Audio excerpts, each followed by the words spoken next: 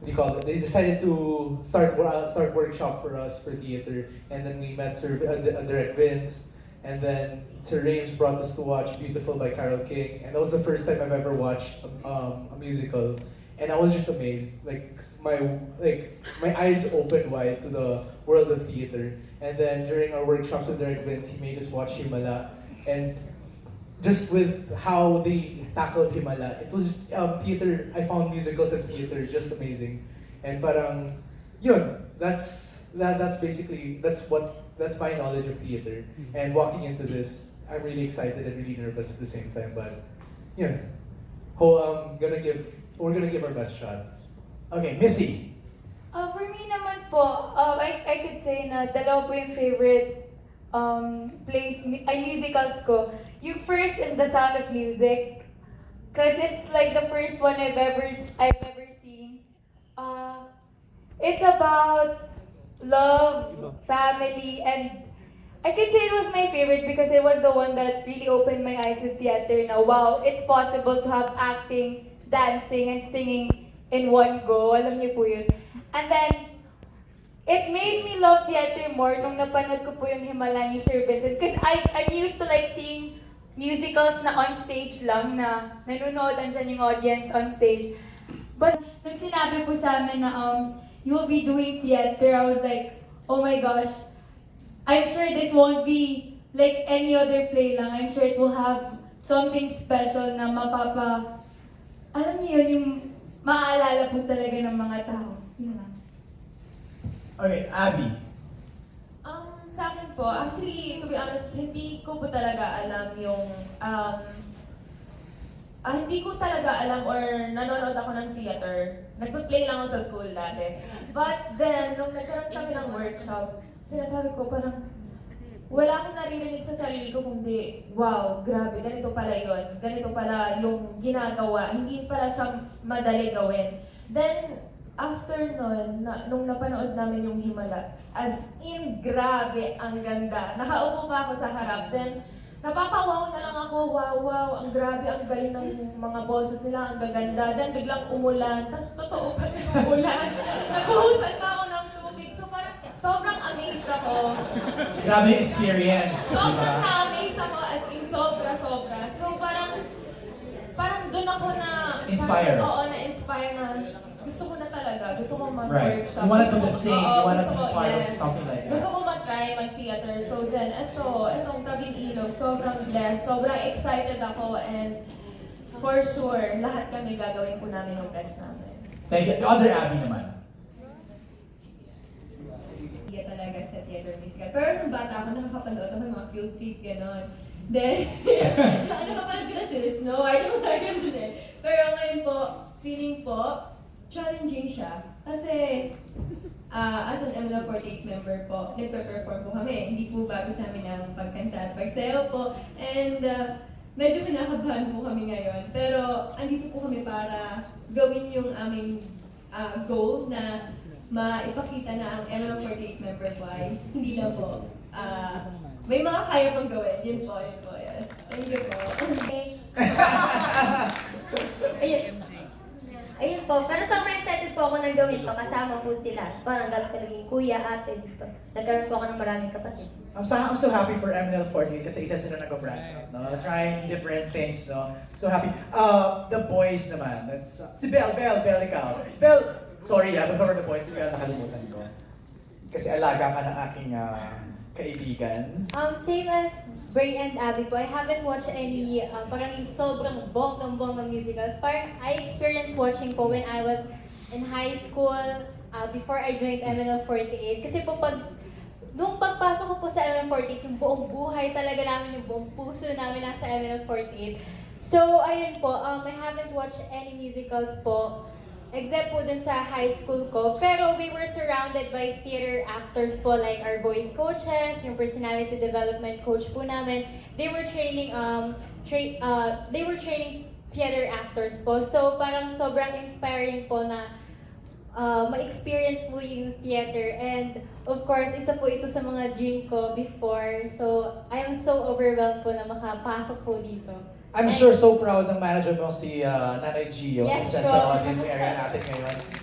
Si Noel, Noel is part of, kahit na paano nasundan ko yung career ni Noel. Start from The Voice Kids. Right. Diba? Tapos nag-theater na. Tapos na, diba? Noel, ikaw naman, gusto mo malaman, ano yung, you do theater, pero ano yung favorite mo? Or, Yes po.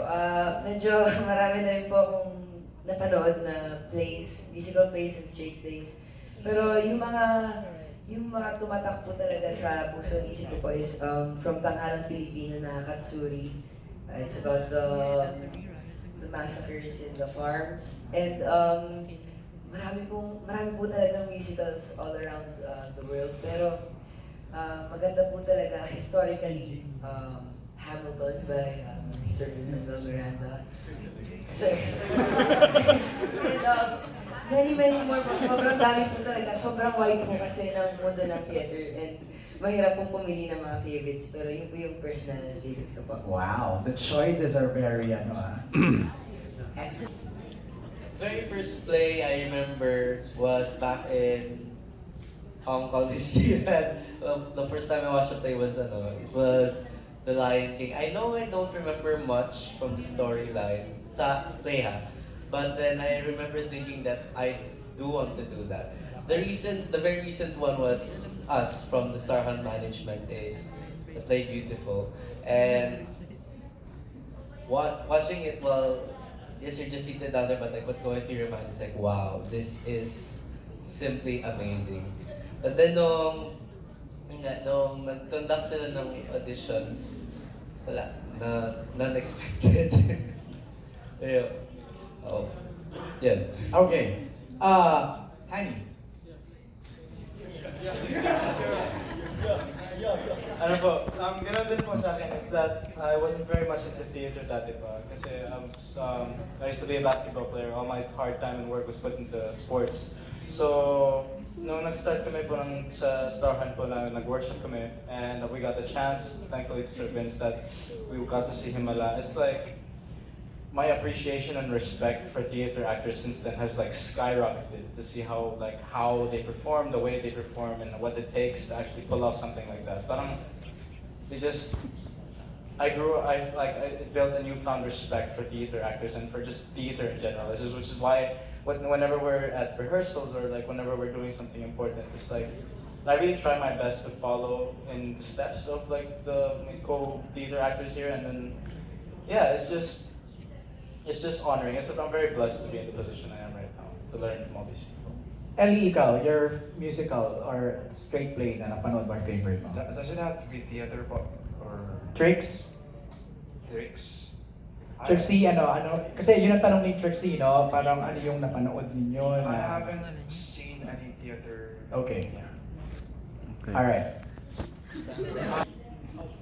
Ako po, yung napanood ko po is yung Himala po. Yun po yun. Tapos, syempre kasi first time ko po. Tapos namamangha lang po sa mga nangyayari kasi ang galing po nilang kumanta, gumalaw. Yung sobrang laki ng nila talaga. Paggalaw, yeah. Pagkatapos, tapos nung nag-practice na po kami, parang namamangha pa din po ako kasi parang grabe, paano nila nagawa yan? Ganon. Pagkatapos, yung mga dati pa pong nagti-theater, sobrang bait po talaga nila kasi pag hindi namin alam yung notes, tinutulungan din po nila kami. Tapos paano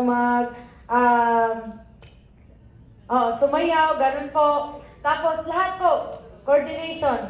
Opo, yun po. Tapos friendship. Yeah, thank you po. Chantal, ikaw. Ako naman po, I haven't. My first was really Himala. I tried it when I was in the 4th grade, pero parang isa lang yata yung line ko noon. I was a kid that time.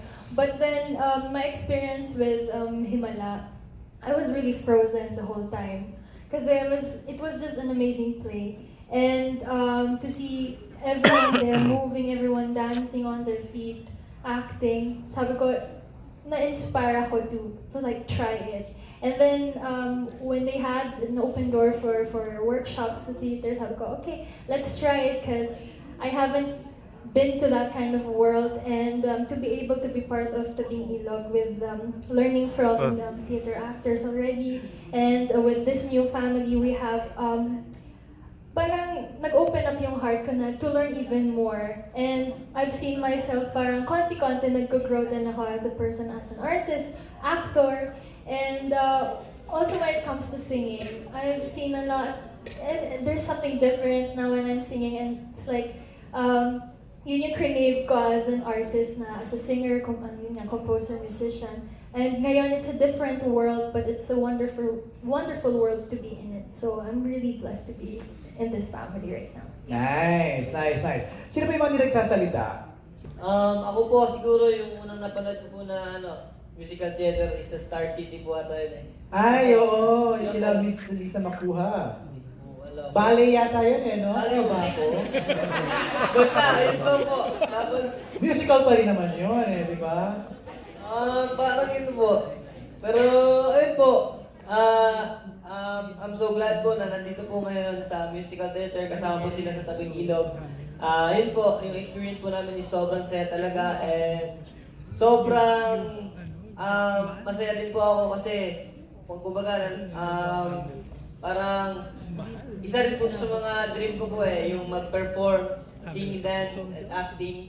And yun po, thanks to God na bibigyan niyo yung kahilingan ko. Yeah. Alright, congrats. Jem! Or, nung bata ako, yung sa field trips lang po talaga. Grease and the musical. Tapos, parang ganito rin yung setup ever since. Parang sa sinihan ko sila napapanood actually. Tapos invites po ng mga sa private schools po, di ba? May pupunta, gusto nyo manood ng Grease or the musical. So, yun po yung napapanood na, madalas back-to-back pa eh. Yung mga ganun po, yung small production na ganun. Tapos yung first po na napanood ko na, kumbaga, pinaka-play talaga is yung kay Sir Vince po, yung Himala. And super na-amaze po ako. Kasi, ang tawag dito, yun po yung first. Yun. Tapos, familiar din po ako dun sa movie. Since actually yun po, mas fan ako ng theater, gusto ko siyang gawin ever since. Pero nakikita ko kasi siya dun sa, na-inspire akong gawin yun kasi dun sa mga pinapanood kong movies na may parang ganong atake, like babae sa septic tank, ganon. Yung part na, si Direct Vince din ata yung gumawa nun, yung musical part niya, favorite scene ko talaga yon. Yung iba-ibang emotion ng music doon, yung iba-iba. Yung sabaw. Yun, tapos, nabanggit rin ni Mr. X yung Friends na, na-recall ko na parang, nag-tape pala sila ng may audience talaga. Yung Friends, so parang ibang atake ng theater. Super fan ako ng Friends talaga. Tapos yun din, napanood ko rin siguro yung sa Pampanga lang, yung kay Sir Andy Alves, yung Artist Santarita, yung parang group niya doon. Tapos yun yung napanood ko na parang sarsuela niya, palagi parang sa Semana Santa, ganun, may mga iba-iba yung atake niya. Tapos na-challenge ako kasi hindi talaga ako musical, sabi ni Direct Vince, pero nung nalaman kong may sayaw, galing ko sumayaw. Yun po, parang sabi ko gano'n, ito yung challenge sa akin talaga, yung sa pagsayaw and yung paano ko babaliin yung pagiging pop singer ko. Parang gano'n po. Okay.